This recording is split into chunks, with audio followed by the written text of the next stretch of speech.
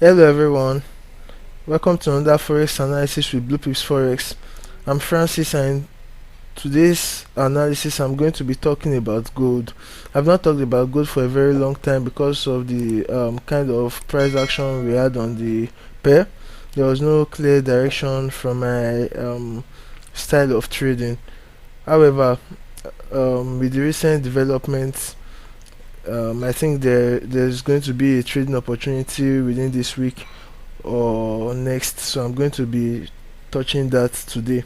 So as usual, I'll be doing a full breakdown from the monthly time frame down to the daily time frame. So let's get started. Alright, so this is the monthly time frame, and what we can immediately see from the monthly time frame is that this pair has been on a very strong um, bullish run for the last 20 years or more. As you can see, since 1998, this pair has been rising. From here, you can see how the price just kept rising, strong trend, and then we had this pullback. And from here, we might actually be seeing another push higher to probably some highs, some all-time highs, which we don't actually have on our chart. However, we'll be able to pick out our targets from the daily time frame. However, so looking from the monthly time frame, what we can see is that we have two major levels of resistance on this chart. As we can see, we have one major level at 1781.39, we have another major level at 1916.82, and I highlighted these two levels because we can see that we had a situation where the price moved to this high, failed to give a close above this high. Instead, we had a rejection of that area. The next month, price tried again, rejected that area, and closed back below the 7881.39 level, which confirmed that what we had here was actually a false break. And then we can see that the next time price came, price just retested this level once. We had another rejection of that level. We have rejections of the same level at this point.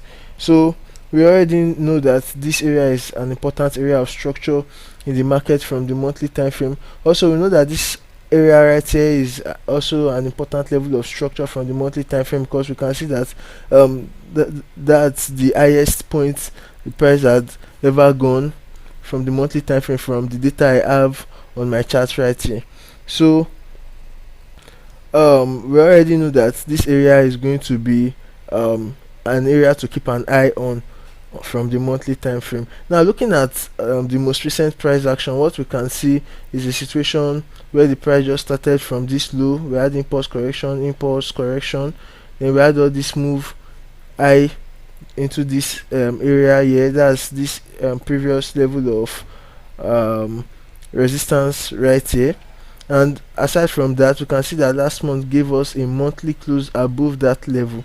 So normally, after a monthly close above such level, what we expect next will be a retest of that level, previous resistance back here as new support at this point. And we can see that this month has already done that.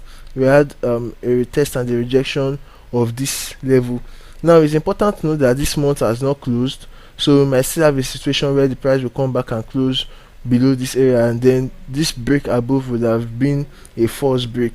But from what we have right now, we can see that price is still trading above the 1916.82 area, which means we can expect to see price give us a further rise.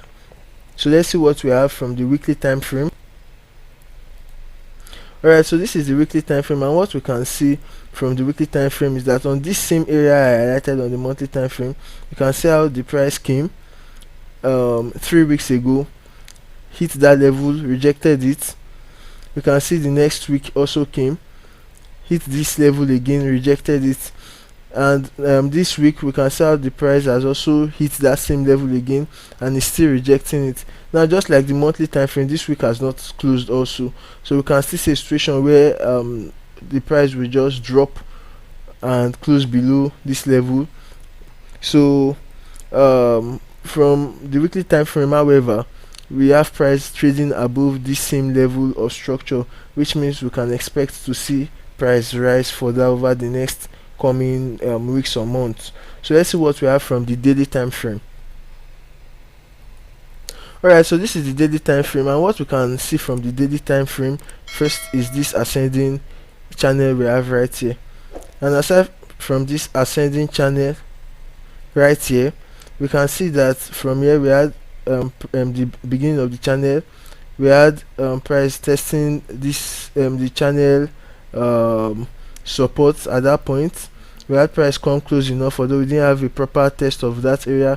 Right here you can see how price precisely rejected that same area, and today's candle we can see how it's rejecting the same trend line, that's the channel support, and also this support I highlighted from the monthly and the weekly time frame.